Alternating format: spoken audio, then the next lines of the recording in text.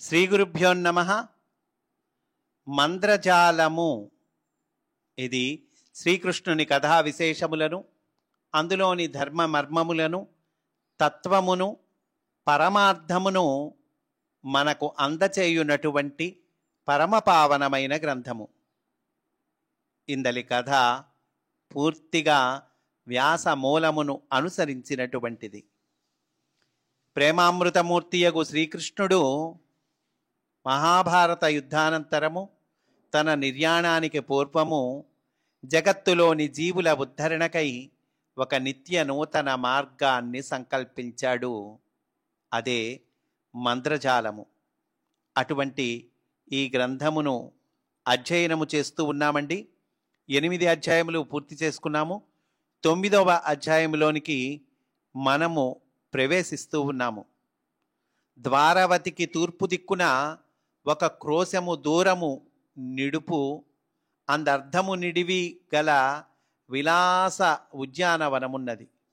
అందు సర్వఋతూన్మీలన మధువ్రత గంధబంధురములైన పుష్పజాతులు గల తరువులు, లతలు, గుల్మములు, శ్రేణులు తీరియున్నవి.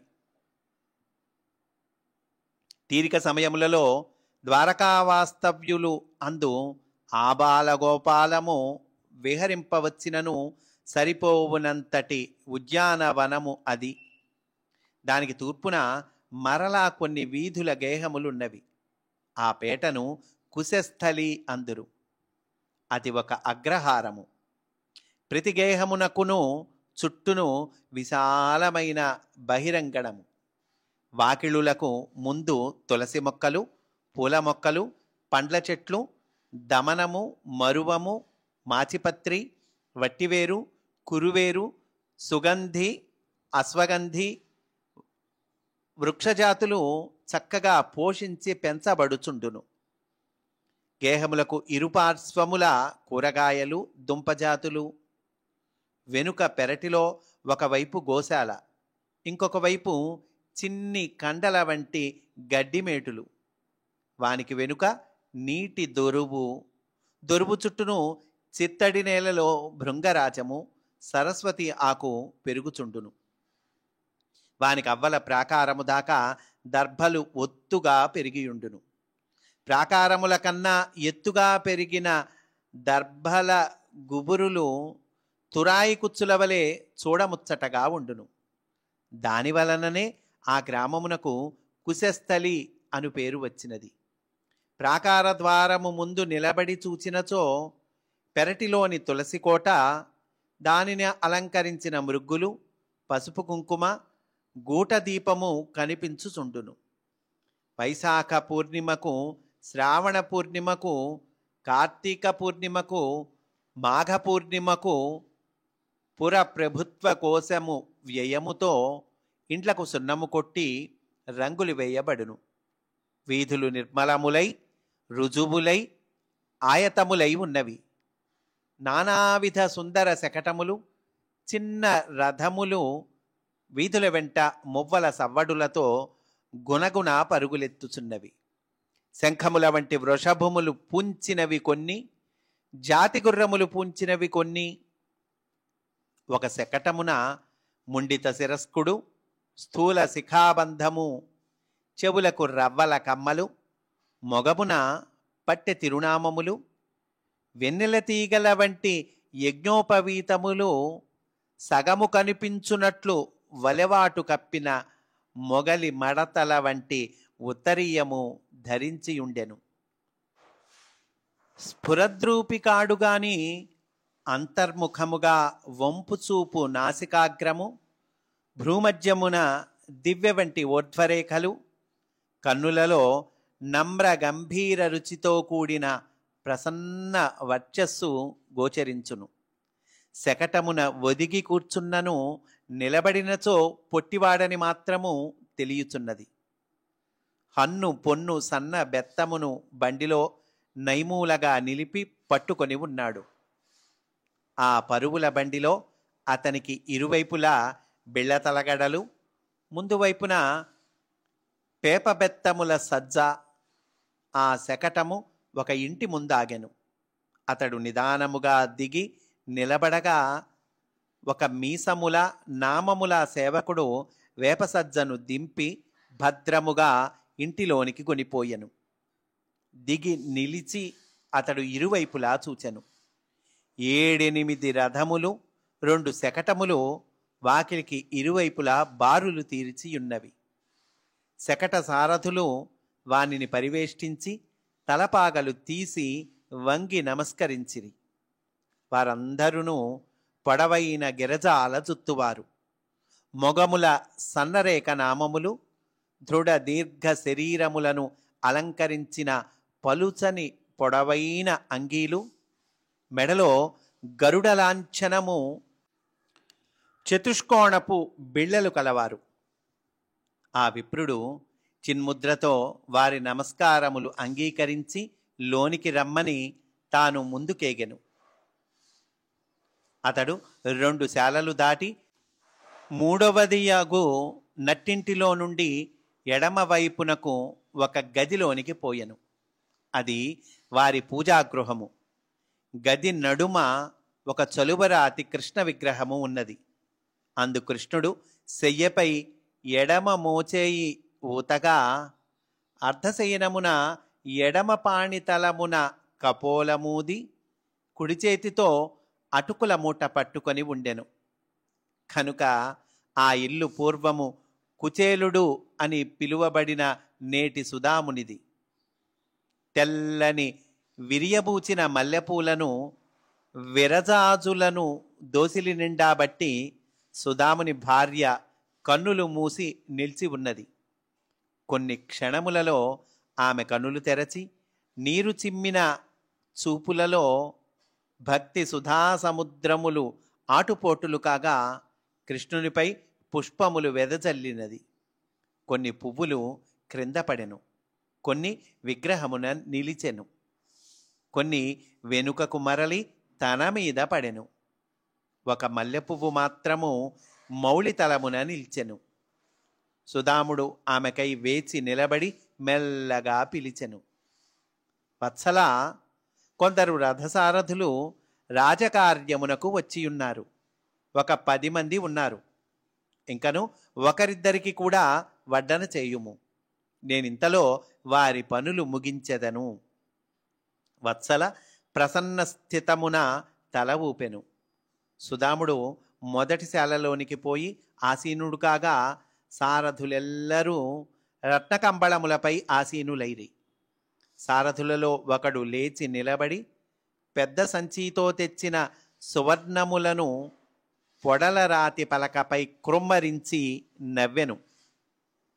అప్పుడు సుధాముడు అంటూ ఉన్నాడు, ఈ సువర్ణములన్నీయూ అత్తవారింటి కానుకలేనా? మీ మేనమామలు ఏమనుచున్నారు? పిల్లలను కూడా ఇత్తుమనుచున్నారా? ఆసీనులైన సారథులలో ఒకడు పృచ్ఛగా ప్రక్కవాని వంక చూచెను.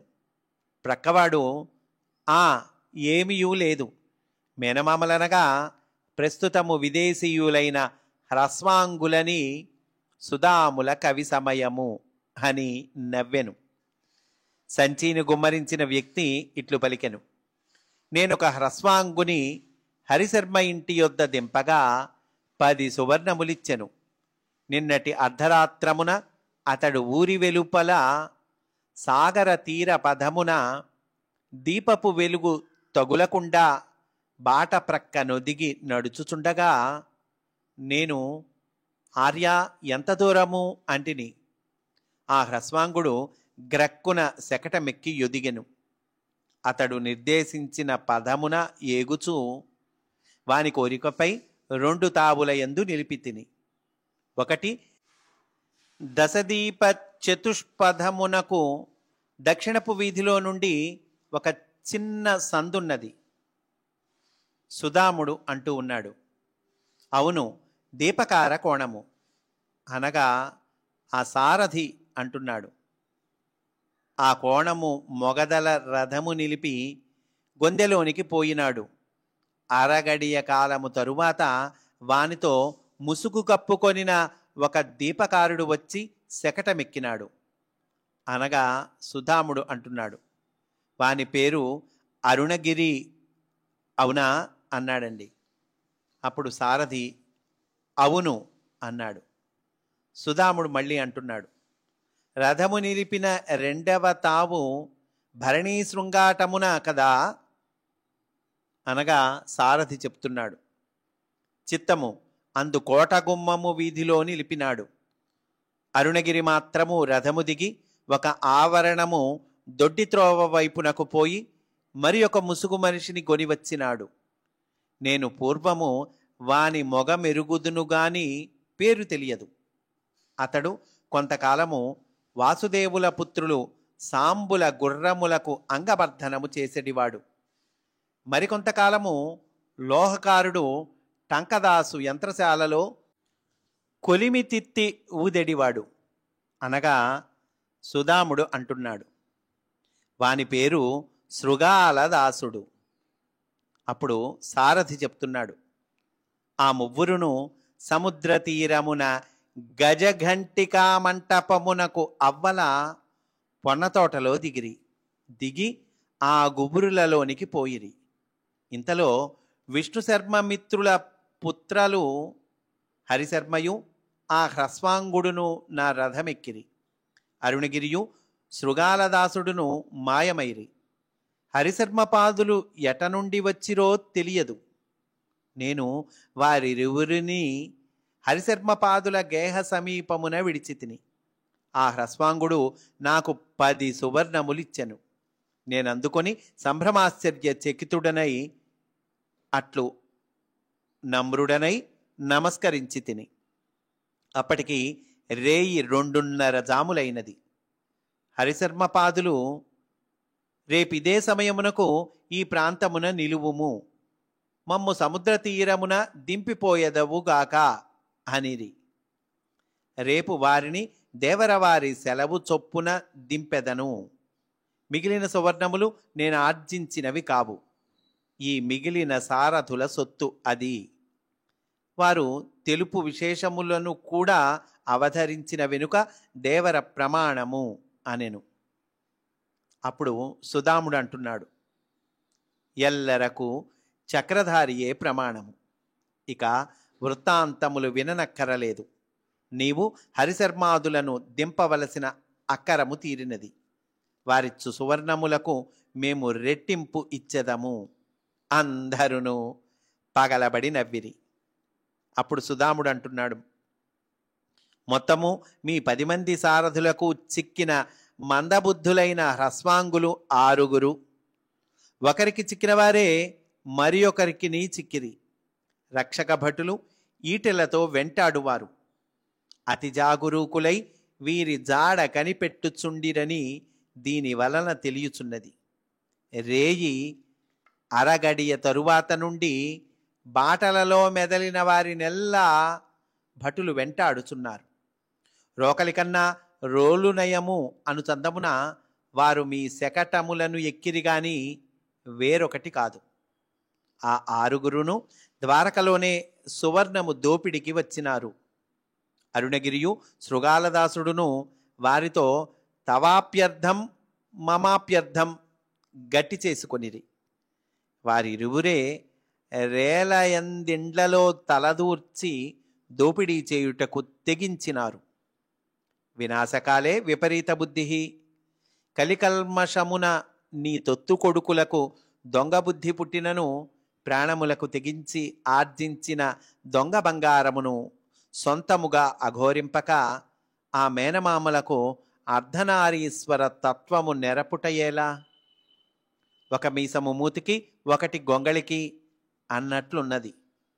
ఇక మీరు చెప్పిన హరిశర్మపాదుడు తన చుట్టముల ఇండ్ల నుండియు తన ఇంటి నుండియు బంగారము చేరవేయునట్లును దానికి సన్మానముగా 2 మేనమామలు వానిని సురక్షితముగా చార్వాకాశ్రమము చేర్చునట్లును తాంబూలములు పుచ్చుకొనుట జరిగినది. 3 మేనమామలకు మగపెండ్లి వారి మర్యాదలు ఈనాడు దయమే జరిగినవి. వారు అంతర్హితులైనారు. పరంతపుని రక్షకవర్గమైన 7 చిన్న అధికారులలో మొదటి వాని యొద్ద యమభట వర్గము 9 మంది. అందు వయస్సునకు పిన్నవాడయ్యు బుద్ధికి దేవగురువైన వ్యాఘ్రవర్మ అధీనమున ఎచ్చటనో ఇరువురిని మాత్రము బంధించి ఉంచిరి. ఇక 3వ హరస్వాంగుడు పట్టుబడగనే తన పీక తానే నొక్కుకొని శ్రీహరి సాన్నిధ్యమును పొందెను. దానికి హేతువు దుర్భేద్యము. పట్టుబడినచో వెంటనే చచ్చునట్లు అతడొక్కడే ఉత్తర్వులు పొందెనేమో. ఇక 3 హ్రస్వాంగులు బయట మిగిలి ఉన్నారు. అందొక్కనిని నిన్న రాత్రియే ఈదుకొని ప్రభాస ద్వీపమునకు చేరనిచ్చి మన భటులు ద్వీపమునకు వర్తమానము పంపినారు. ఇక వాడు నిశ్చింతగా భోజనము చేయుచుండవచ్చును. మిగిలిన ఇద్దరిలో ఒకడు బంగారపు బిచ్చగాడు. వానికి బంగారము అందిన వెనుక పట్టుకొనుటకు భటులు నిర్ణయించిరి.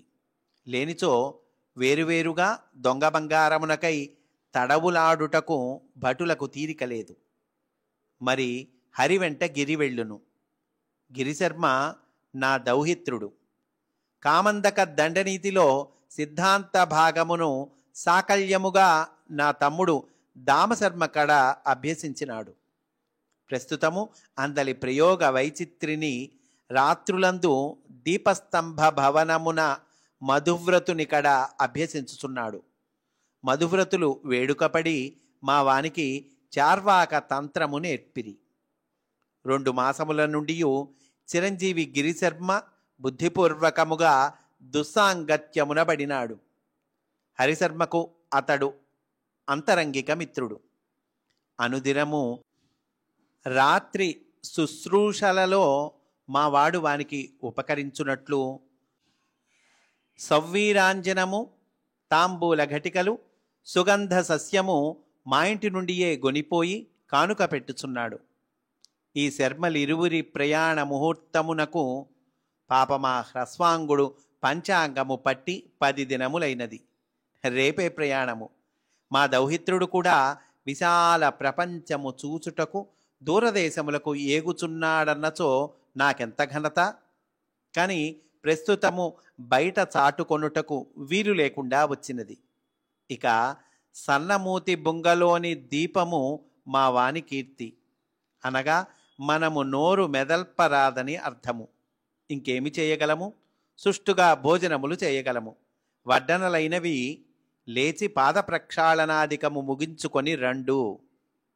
ఇట్లు పలికి సుధాముడు పొట్ల పువ్వు విచ్చినట్లు బిగినవ్వు పెదవులతో లోనికేగెను అని అంటూ ఈ అధ్యాయాన్ని పూర్తి చేశారండి. మనం కూడా ఈరోజు ఇక్కడితో పూర్తి చేసుకుందాము. రేపటి రోజున మనము 10వ అధ్యాయంలోనికి ప్రవేశిస్తాము అని సవినయముగా మనవి చేసుకుంటూ స్వస్తి. వాసుదేవా.